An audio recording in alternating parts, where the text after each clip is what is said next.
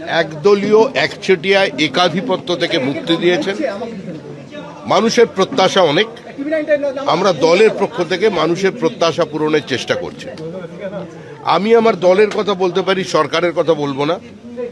আমাদের মুখ্যমন্ত্রী শুভেন্দু অধিকারীর নেতৃত্বে স্বল্প সময়ের মধ্যে নির্বাচনের আগে আমাদের ঘোষিত যে অবস্থান ছিল, যে সংকল্প ছিল, তা তিনি দ্রুততার সঙ্গে প্রত্যেকটা ইস্যুকে অ্যাড্রেস করেছেন। একটা বিপরীত অর্থনৈতিক পরিস্থিতির মধ্যে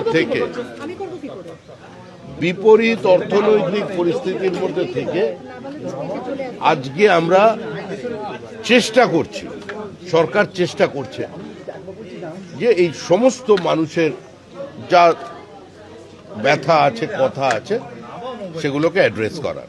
এবং আজকের দিনে এটা দেখেছেনই যে তৃণমূল কংগ্রেসের অতীতে 3 জন যারা সাংসদ ছিলেন, তারা তাদের সদস্য পদ থেকে ইস্তফা দিয়েছিলেন, ভারতীয় জনতা পার্টির পরিবারে তারা সামিল হয়েছেন, এবং আজকে রাজ্যসভায় আরও আমাদের 3 জন এমপির সংখ্যা বৃদ্ধি হলো। আর এটা একটা বিষয় নিশ্চিত থাকবেন, সংবাদ মাধ্যমে, সোশ্যাল মিডিয়ায় বিভিন্ন ধরনের বিভিন্ন প্রচার চলেছে।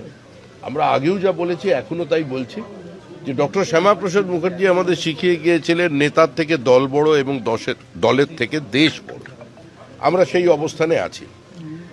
বিজেপির তৃণমূলীকরণ করা সম্ভব নয়।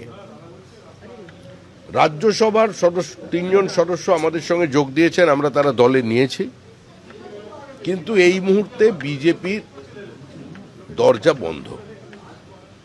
এটা একদম পরিষ্কার দলের পক্ষ থেকে বার্তা দেওয়া হয়েছে। প্রত্যেকেই যেটা জানেন, মুখ্যমন্ত্রীও বলেছেন। কিছু কিছু জায়গায় বিচ্ছুরি দেখা যাচ্ছে।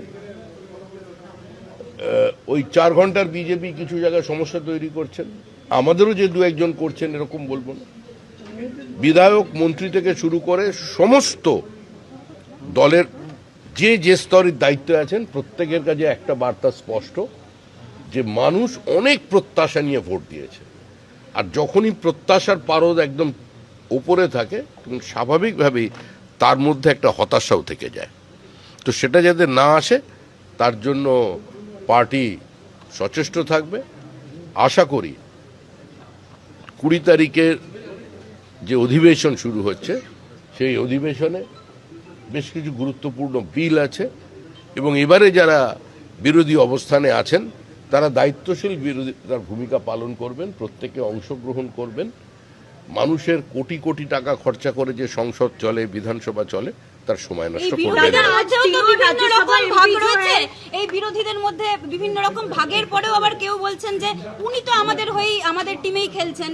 তো বিরোধীদের মধ্যেই ভাগ না মিলমিশ নাকি চোরা গুপ্ত রোগ, সেটা কিছুই বোঝা যাচ্ছে না। আমরা কি করে আপনাদের কি অ্যাডভান্টেজ দেবে সমীকদা?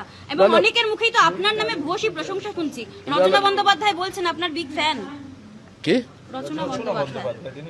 কোন সুন্দরী চিত্রতারকা যদি আমার ফ্যান হয়, আপনার কি তাতে কোনো আপত্তি আছে? কে কি বলছেন আমাদের জানা নেই। আমাদের কাছে তৃণমূল। কারণ আমি ডিম থেরাপিকে গ্রহণ করতে অভ্যস্ত নয়। আমার মাথায় ডিম পড়ুক, এটাও আমি চাইব না।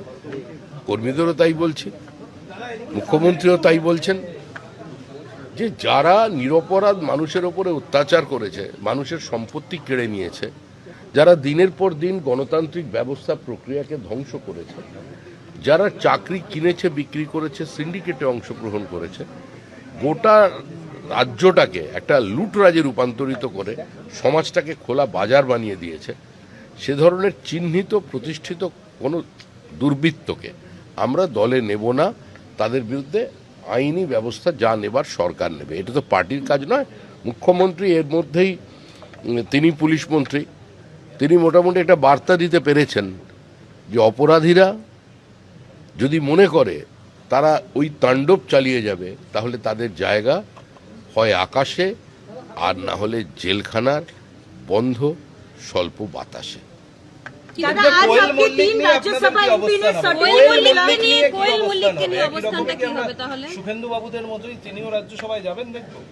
দেখুন, আমাদের তো একটা সংগঠিত রাজনৈতিক দল, সংসদীয় বোর্ড আছে, এবং সেই সংসদীয় বোর্ডের যেটা সিদ্ধান্ত হবে সেটা হবে।